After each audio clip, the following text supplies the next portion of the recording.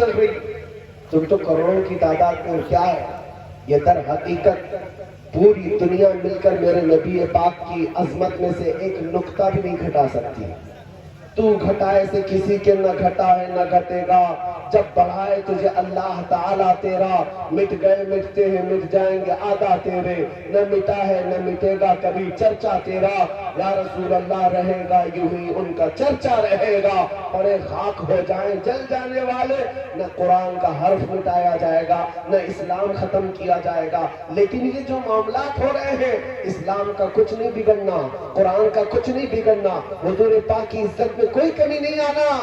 بلکہ جو کچھ بھی ہے وہ ہمارے امتحانات ہیں، ہماری زندگی کی آزمائشیں ہیں۔ ہو سکتا ہے یہ آزمائش لمبی ہو جائے، تمہیں آزمایا جائے گا، تمہارا امتحان ہوگا، جس دن تمہارے قدم سنبھل گئے پھر یہ امتحان ختم ہو جائے گا، مولا کریم ان تمام چوہوں کو ویسے ہی ختم فرما دے گا، ہوا چلے گی سارے کیڑے مکوڑے کہاں خاک ہو جائیں گے پتہ نہیں چلے گا، اس لیے کہ بڑے بڑے ظالم نمرود بھی آئے، بڑے بڑے فرعون بھی آئے، چنگیز آیا، ہلاکو آیا، پتہ نہیں کتنے ایسے بڑے بڑے ظالم آئے، تاریخ میں وہ ختم ہو کر رہ گئے، لیکن اسلام کل بھی لہلہا رہا تھا، آج بھی لہلہا رہا ہے، اور صبح قیامت تک اس چمنستان کو لہلہانا ہے۔ بات صرف اتنی ہے، آج اگر ہوائیں کسی کے ساتھ ہیں تو میں ہمیشہ یہ کہتا ہوں کچھ دیر کی خاموشی ہے پھر شور آئے گا، آج کتوں کا وقت ہے کل دور آئے گا، کوئی مسئلہ نہیں۔ بغداد کی تباہی کی ایک تاریخ ہے، میں آپ کے سامنے بتا دوں، تتاری قوم تھی، پورے بغداد کو انہوں نے تباہ کر ڈالا تھا، مسلمانوں کی کھوپڑیوں سے مینار بنا دیا تھا، دریائے دجلہ کا پانی پورا خون سے لال کر دیا تھا، سب ختم کر دیا، لوگوں پر پابندیاں لگا دی، اذان نہیں ہونا ہے، قرآن کوئی پڑھنا نہیں ہے۔ اس اثنا میں جو بادشاہ کی بیٹی تھی، 4-5 لوگوں کے ساتھ وہ تفریح کے لیے بغداد کی کسی گلی میں نکلی، اور جیسی ہی وہ چل رہی تھی اچانک ایک جگہ سے ایک بوڑھی آواز آنے لگی، اللہ اکبر اللہ اکبر اللہ اکبر اللہ اکبر، کوئی اذان دے رہا تھا، جبکہ پورا بغداد میں سناٹا ہے، ویرانی ہے، لوگوں کو کاٹ کاٹ کر ختم کر دیا گیا، ایسے تباہی کے وقت کوئی اذان کیسے دے رہا ہے؟ یہ خاتون جو بادشاہ کی بیٹی تھی، ظالم حکمران کی بیٹی تھی، کھڑی ہو گئی، کہا دیکھو آواز کہاں سے آ رہی ہے، پکڑ کر کے لاؤ۔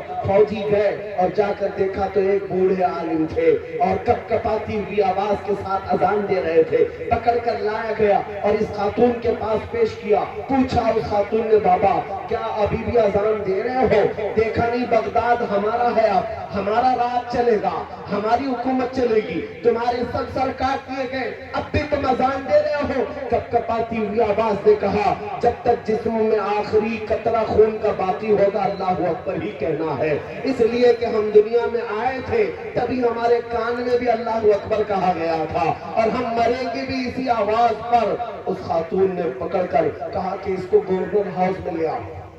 دارالعمارت میں لے آیا گیا، قصر عمارت میں لا کر کے اس بوڑھے عالم دین سے پوچھا گیا، اتنی ڈھیٹ ہو، اتنے سخت ہو، اتنی ساری تباہی دیکھ کر کے بھی اپنے دین پر قائم ہو اور اب بھی اللہ اکبر کہتے ہو، کیا مطلب ہے اس کا؟ کیوں بار بار ریپیٹ کرتے ہو؟ سنو کان کھول کر کے، میرا پیغام یہ سب جگہ جاتا ہے، دجالی میڈیا بھی سنتی ہے، میں ان سے بھی کہتا ہوں ان الفاظ میں اثر کیا ہے؟ اس بوڑھے عالم نے کہا اس کا مطلب یہ ہوتا ہے اللہ سب سے بڑا ہے، اللہ سب سے بڑا ہے، اللہ سب سے بڑا ہے۔ اس خاتون نے مذاق اڑا کر کے کہا، بوڑھے میاں تو اب بھی اللہ سب سے بڑا ہے کہتا ہے، یہ دیکھ حالات، کہاں ہے وہ تمہارا اللہ؟ اتنے تو کٹ گئے، اتنے قتل ہو گئے، اتنے مر گئے، اگر وہ سب سے بڑا ہے تو اب تم کو بچایا کیوں نہیں، وہ آیا کیوں نہیں؟ اس طرح کا سوال تمہاری زندگی میں بھی آئے گا۔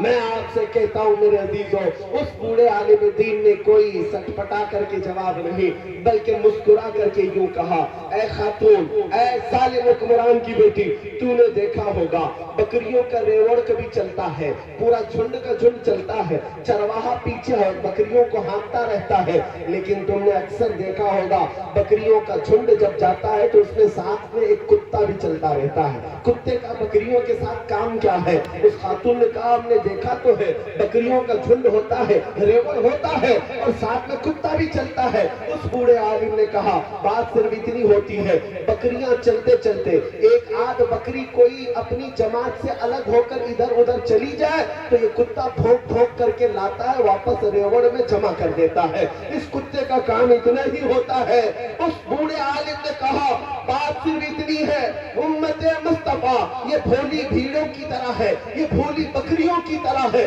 जब कभी ये भटक करके मुस्तफा की शरीयत से अलग चलते हैं तो अल्लाह तुम जैसे कुत्तों को हम पर छोड़ता है, तुम भौंक भौंक करके वापस हमें जमा कर देते हो। उस वक्त तक अल्लाह तुम लोगों को हम पर मुसल्लत करता है। आज भी यही हालात है मेरे अजीजों, घबराने की बात नहीं। जुल्म होता है तो तुम्हारी आजमाइश के लिए है, तुम्हारे इम्तिहानात के लिए है। जिस दिन तुमने अपने कदम संभाल लिए, मेरे मुस्तफा की शरीयत पर वापस आ गए, फिर तो देखना, अरे गली मोहल्ला नहीं, हर इलाके से आवाज आएगी लब्बैक या रसूल अल्लाह, लब्बैक लब्बैक लब्बैक या रसूल अल्लाह, लब्बैक लब्बैक लब्बैक या रसूल अल्लाह। जज्बे दिल को आम कर दूंगा,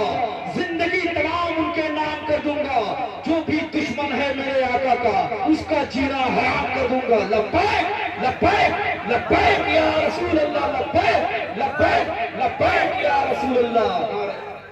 मैं आपसे सिर्फ इतना कहूंगा,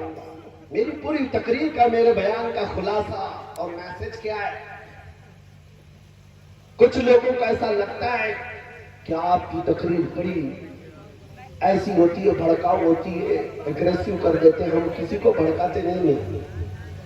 हम किसी को भड़काते नहीं। हम तो टूटी हुई रस्सी को फिर से उसी जगह जोड़ते हैं और जो इधर उधर भटके हैं उनको हम सिर्फ इतना कहते हैं, मियाँ आ जाओ, अपना सब कुछ गुंबद खजरा कल भी था और मेरे नबी से मेरा रिश्ता कल भी था और बतला दो गुस्ताख नबी को गैरत सुन्नी जिंदा है, उन पे मर मिटने का जज्बा कल भी था और आज भी है। मेरा पैगाम सिर्फ इतना होता है, हम इसलिए लोगों को जोश दिलाते हैं। बाकी कोई अगर ये समझता है कि हम तकरीर में किसी को उकसा करके हमला करने की बात करते हैं, मियां तलवार चाकू